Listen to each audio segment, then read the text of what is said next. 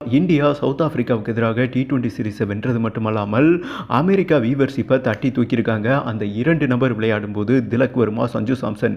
Cricket வரலாற்றில் இப்படி ஒரு நிகழ்வு நடந்ததே கிடையாதுங்க.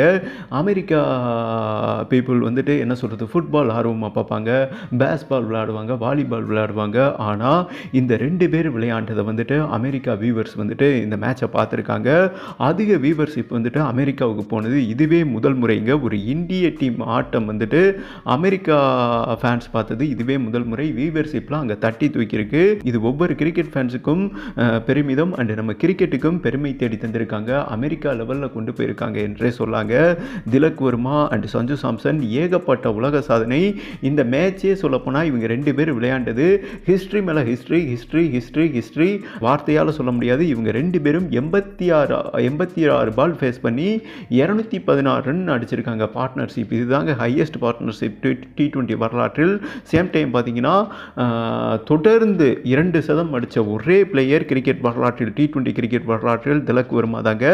அதுக்கப்புறம் பார்த்தீங்கன்னா சஞ்சு சாம்சன் 3 சதம் அடிச்சிருக்காரு. ஒரு விக்கெட் கீப்பர், அதாவது overall all country cricket team எடுத்துக்கிட்டிங்கன்னா ஒரு விக்கெட் கீப்பர் T20 ஃபார்மேட்டில் 3 சதம் அடிச்சும் மிரட்டி விட்டுருக்காங்க.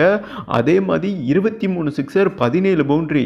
ஒரே மேட்ச்சில் இவ்வளோ பவுண்டரி இவ்வளோ சிக்ஸர் அடிக்கப்பட்டதும் இதே போட்டி என்பது குறிப்பிடத்தக்கது. இப்படி பட்டாசு கிளப்பிட்டாங்க. சாதனை மேல் சாதனை தாங்க 2 பேர். அதனால தான் வந்துட்டு இந்த ஆட்டம் வந்துட்டு எல்லா பக்கமும் ஒளிபரப்பாயிருக்கு. ரஷ்யா, அமெரிக்கா எல்லாருமே பார்த்துருக்காங்க. ஓகேவா, இதோட வீவர்ஷிப் மட்டும் மினிமம் 100 கோடியை தாண்டி இருக்குன்னு சொல்லப்படுகிறதுங்க. இவங்க 2 பேரும் நின்ன டைம் தான். ஓகேவா, அதாவது விக்கெட் இழப்பின்றி பார்த்தீங்கன்னா டீம் ஸ்கோர் வந்துட்டு ஏறத்தாழ 300 நெருக்கியிருக்காங்கன்னு வைங்களேன். டீம் இந்தியா 283க்கு 1ங்க ஜோகன்ஸ் பார்க்கில் வந்துட்டு சுராசிபாக் மாதிரி வேட்டையாடி இருக்காங்க என்றே சொல்லலாம். டீம் இந்தியா 283 அடித்தா நீங்களே நினச்சி பாருங்க, எவனாலையாவது ஜேஸ் பண்ண முடியுமாங்க. அங்கேயே மனசை விட்டாங்க. 2வது ஓவரே வந்துட்டு சவுத் ஆப்பிரிக்கா விக்கெட்டை விட்டாங்களே, மோசமான தோல்வி, அதாவது படுதோல்வி அடைஞ்சிட்டாங்க. அதற்கு காரணம் என்னன்னா இவங்க அடிச்சு ஸ்கோர் தாங்க. என்ன அட்டிங்கிறீங்க, அதாவது ஒவ்வொரு பவுலர்ஸ் கையையும் ஒட்டச்சிட்டாங்க, முறிச்சிட்டாங்க. சிக்ஸர் அப்படியே தெரிக்குதுங்க. பால் பேட்டில் படுறதெல்லாம் கண்ணா அப்படின்னா சிக்ஸர் பறக்குது. 4 திசையிலையும் 4 டைரக்ஷன்லையும் இங்கிட்டு மாட்டினா சீவலா, அங்கிட்டு மாட்டினா செதறல் சதச்சிட்டாங்க. அண்ட் ஜோகன்ஸ் பார்க்கில் வந்துட்டு புதச்சிட்டாங்க என்று சொல்லலாம் சவுத் ஆப்பிரிக்கா டீமை. இந்தியாவோட இது ஹிஸ்ட்ரி வினுங்க. ஓவரால் 4 T20 போட்டியில் இந்தியா 3 மேட்ச் வின் பண்ணி ஒரு மிகப்பெரிய உலக சாதனை பதிவு பண்ணியிருக்காங்க. இந்த மேட்சையே ஒரு வார்த்தையில் அடக்க போனால் உலக சாதனை, உலக சாதனை, உலக சாதனை.